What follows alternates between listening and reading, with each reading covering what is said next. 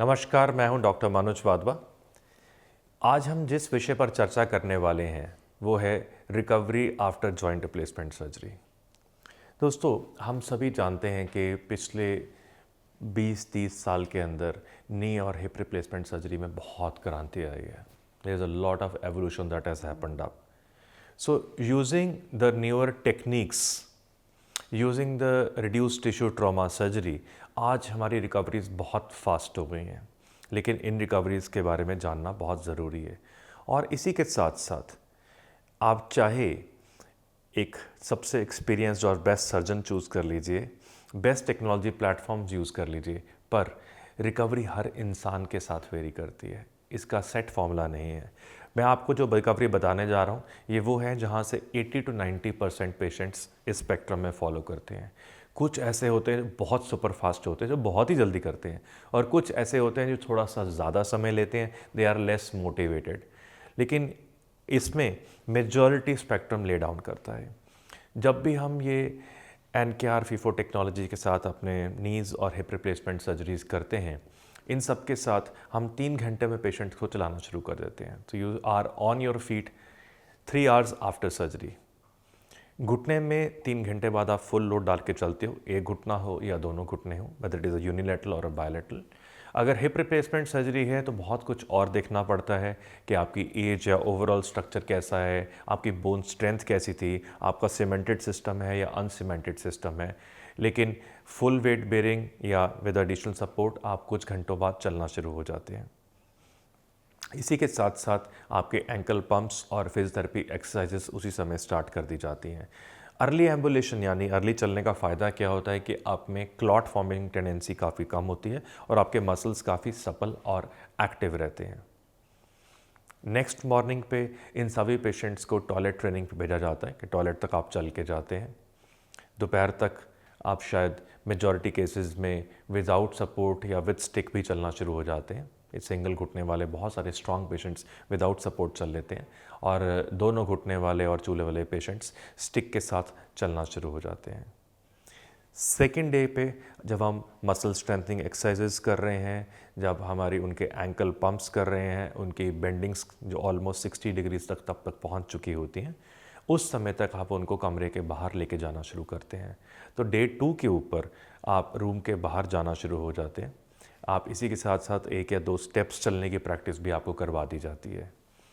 सो majority patients third day पे जब उनका डिस्चार्ज होना प्लान होता है तब तक रूम के बाहर सैर कर रहे हैं, स्टिक के साथ या बिना सपोर्ट के चल रहे हैं, 1 या 2 स्टेप्स चलने की प्रैक्टिस कर चुके होते हैं, टॉयलेट ट्रेनिंग उनकी हो चुकी होती है, चेयर पे बैठना शुरू कर देते हैं, और ऑलमोस्ट 60 to 80 डिग्रीज़ की उनकी नी बेंडिंग नॉर्मली आ चुकी होती है।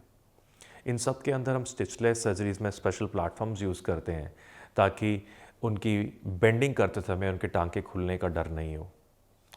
इस दौरान आपको बहुत सारी इंस्ट्रक्शंस घर के लिए दी जाती हैं, लाइक अगर आपको साइड लेनी है तो आपको बीच में पिल्लो इंसर्ट करना पड़ेगा, अगर आपकी चूल्हे की सर्जरी है तो आपको क्या नहीं करना। तो वो सब पेशेंट्स इनकी हिप रिप्लेसमेंट्स होती हैं, उनको 3 पोजीशंस को रोकने से मना करा जाता है।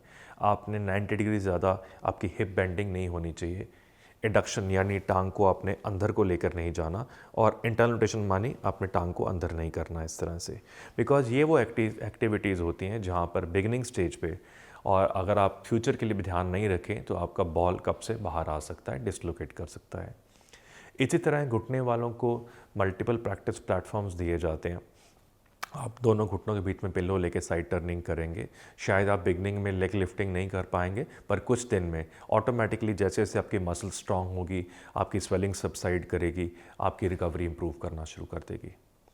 अब इन स्टिचलेस पैरामीटर्स के बाद हम लोग पेशेंट्स को सीधा 1 महीने के बाद बुलाते हैं। तब तक उनके घर पे उनकी होम फिजियो चल रही होती है। वो लोग एक बार फिजियोथेरेपिस्ट के साथ और एक बार खुद प्रैक्टिस करते हैं। इस दौरान पे उनको सब एक्सरसाइजेज जो एक्सरसाइज एट होम है उनके चार्ट्स और एजुकेशन दी जाती है।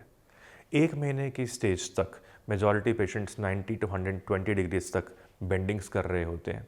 वो तब तक बिना सपोर्ट के चलना शुरू कर देते हैं, वो सीढ़ी चढ़ना शुरू कर देते हैं। आप अगर ग्राउंड से फर्स्ट सेकंड फ्लोर रहते हैं वो जाना शुरू कर देते हैं। तो जितने लोग एयर ट्रैवल करना चाहते हैं लॉन्ग डिस्टेंस फ्लाइट्स के ऊपर, आउट ऑफ कंट्री, ओवरसीज़, उन सबको हम 4 to 5 वीक्स पे अलाउ करते हैं that they can do an air travel. मतलब उनको क्लॉट फॉर्मेशन के चांसेस रखने हैं और एक कंफर्टेबल सीटिंग चाहिए होगी, बिकॉज लॉन्ग समय तक अगर घुटने को क्राउच अप करके आप बैठेंगे तो आपके घुटनों में स्वेलिंग और टांगों में सोजिश आ सकती है। इसलिए उनको किस तरह से बैठना है, कितनी हाई चेयर्स यूज़ करनी है, किस तरह के कमोड्स यूज़ करने हैं, इस बारे में उनको एजुकेट करा जाता है। मेजॉरिटी लोग 4 से 5 हफ्ते के बीच में सीढ़ियाँ ऊपर नीचे चढ़ रहे होते हैं, अपनी माइल्ड ऑफिस एक्टिविटीज़ स्टार्ट कर सकते हैं, they can start resuming their basic course. क्योंकि मैं अपना काम करना कब शुरू करूँगा ये बहुत बड़ा डिबेट है, डिपेंड करता है आपका काम है क्या। अगर आप एक टीचर हैं जो बस में चढ़कर आप क्लासेस पे जाते हैं तो आपको लगभग 6 हफ्ते रुकना पड़ेगा। अगर एक आप आर्किटेक्ट हैं जो कच्ची बिल्डिंग्स के ऊपर चढ़ते हैं, you have to hold on maybe for 2 months. अगर आप एक डॉक्टर हैं जिनको बैठ के पेशेंट्स एग्जामिन करने हैं, आप शायद 3 से 4 हफ्ते के बाद अपनी ओपीडी शुरू कर सकते हैं। तो इसलिए आपका लाइफस्टाइल, आपकी जीवन शैली ये डिक्टेट करेगी कि आपकी रिकवरी किस टोन्स पे चलेगी। मेजॉरिटी लोगों को ड्राइविंग 6 वीक्स पे स्टार्ट कर दी जाती है।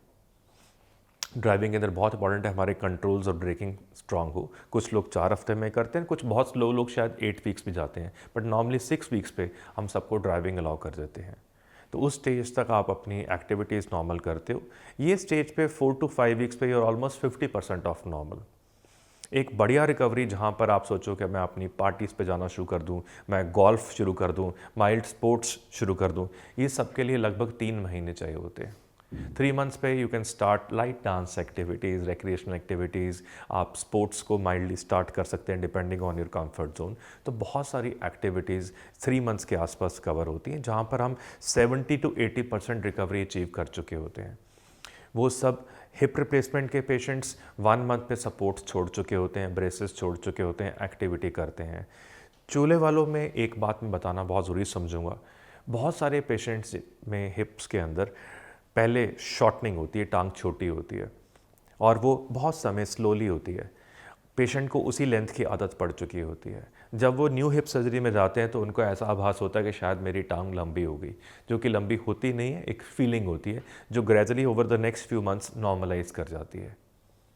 सो हमारी बॉडी भी बड़ी स्पेशल है जो ऑलमोस्ट 6 मिलीमीटर तक शॉर्टनिंग एक्सेप्ट कर लेती है और 10 मिलीमीटर तक लेंथिंग एक्सेप्ट कर लेती है। तो कुछ महीने के बाद ये टांग लंबी छोटी का आभास इन न्यू टेक्नोलॉजीज़ के साथ नहीं होता है।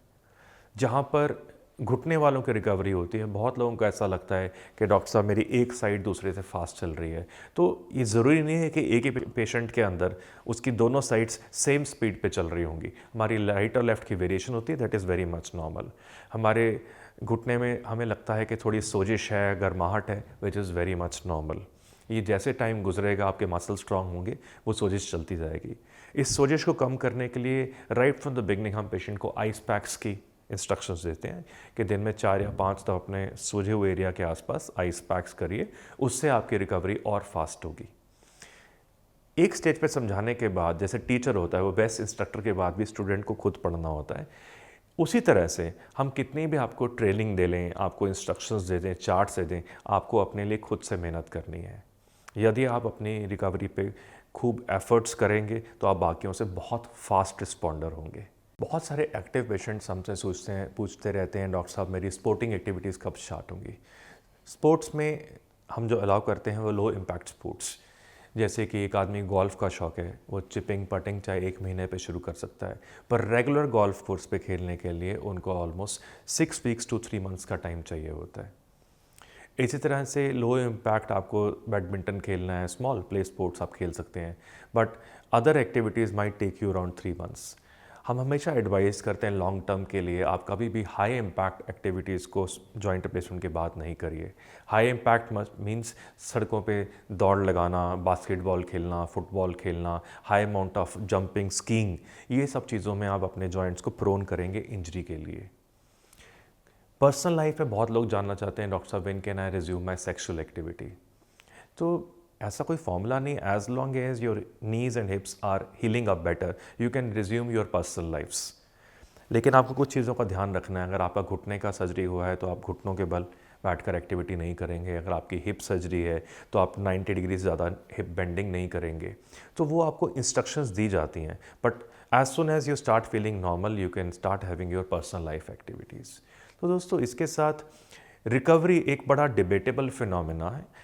डॉक्टर होने के नाते हम अपने एक्सपीरियंस से आपको बेस्ट सर्जिकल टेक्निक्स दे सकते हैं, बेस्ट इम्प्लांट्स दे सकते हैं, लीस्ट टिश्यू ट्रॉमा सर्जरीज दे सकते हैं, बेस्ट रिहेबिलिटेशन प्रोटोकॉल्स गाइड कर सकते हैं, पर फिर भी आपको अपने लिए मेहनत करनी है। 90% लोग बहुत बढ़िया और बहुत फास्ट रिकवरी प्लेटफॉर्म्स देते हैं, 10% थोड़े स्लो होते हैं। इट इज़ लाइक क्लास में वो बच्चे जो वीक होते हैं, जहाँ टीचर को उनकी हैंड होल्डिंग करनी पड़ती है, वहाँ पर हम स्पेशल मैन्यूवर्स करते हैं अपनी रिहैब टीम से, ताकि हम हर समय आपके साथ हों और आपको नॉर्मल लाइफ पे जल्दी से जल्दी पहुंचा सकें, और आप उसके बाद नी और हिप सर्जरी के स्ट्रॉन्ग एम्बेसडर्स और टेस्टिमोनियल्स बन सकें।